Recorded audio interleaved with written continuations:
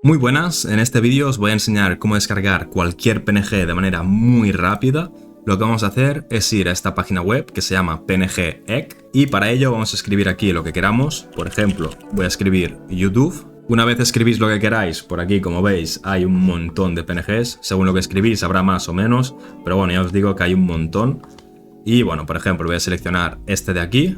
Una vez seleccionado, lo que vamos a hacer es ir aquí abajo y le vamos a dar en descargar PNG. La primera descarga, o si hacéis muchas descargas seguidas, os va a salir esto de aquí. Lo que tenéis que hacer es darle aquí en Soy humano y en este captcha de aquí, pues bueno, básicamente os dice el orden en el que tenéis que pulsar. Por ejemplo, me dice D, que está aquí, luego me dice 6, luego me dice Z y para finalizar nos dice X. Una vez lo hemos hecho, ¡pam! Ya tendremos aquí descargado el PNG. Como veis, aquí estaría. No tiene fondo, aunque aquí se ve negro, no sé por qué está viendo negro, pero bueno, no tiene fondo. Voy a descargar otra para haceros el ejemplo y que veáis que está todo bien. Vamos a darle aquí. Ahora, como veis, ya no nos pide la confirmación, porque ya lo hemos hecho antes, pero si descargáis muchos PNG seguidos, que sepáis que os lo va a volver a pedir. Pero bueno, no es que os lo pida cada vez.